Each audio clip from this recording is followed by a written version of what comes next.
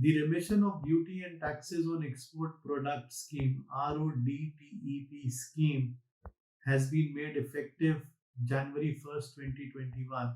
The scheme aims to reimburse various taxes and duties in respect of exported products.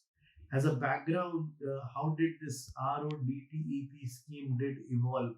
On 14th of March 2018, United States of America filed a claim before the World Trade Organization WTO, arguing that Indian export schemes, namely Special Economic Zones, MEIS, etc., flouted the norms of subsidies and countervailing measures (SCM) agreements signed between member countries of WTO. And as a result thereof, Indian government uh, uh, reconfigured the various incentive schemes, although the said matter is appealed before the appellate forum of WTO. And on March 4, 2020, the government announced RODPT scheme, which was approved by the cabinet on 13th of March 2020. The RODTP committee was constituted on July 30th, 2020, under the chairmanship of Mr. G.K. Pillai, and the terms of reference largely were to work out the modalities for calculating duties and taxes, including prior stage cumulative indirect taxes on goods and services, for determining the incentive available under the Remission of Duty and Taxes on Export Products (RODTEP) scheme. Now, the Merchandise Export from India scheme (MEIS) was also challenged by the United States in terms of the unfairness of Indian schemes, and how these schemes, including SCM, were really violative of the norms of SEM. Now, United States claimed that the impugned schemes were inconsistent with WTO, and the WTO ruled on October 30th, 2019, that the schemes were inconsistent with the SCM norms. And as a result thereof, the Indian government has already filed an appeal, which I alluded a little while ago.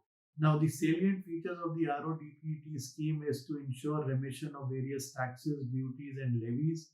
It aims to reimburse the taxes and duties incurred by the exporters, such as local taxes, mandi tax, cess, etc.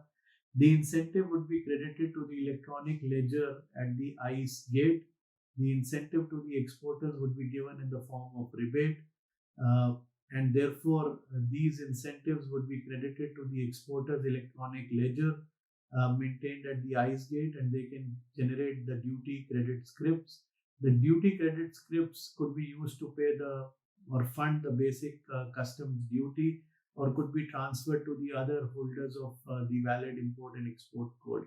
The validity of these scripts shall be for a period of 1 year, and the process of granting benefits would entirely depend upon the risk profile of the exporter. There is no separate application which is required.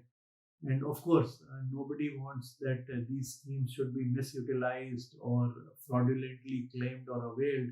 And therefore, there are stringent provisions under the Customs Act with regard to cognizability of fraudulent claim of the RODPAT scheme.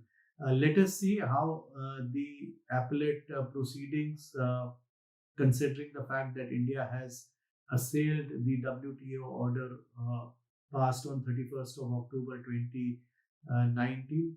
At the same time, Indian government has not notified any import code tariffs, codes of product relating to this scheme, but the advisory has been provided as to how the scheme would be enforced. So this is a little background about the RODTP scheme. Thank you.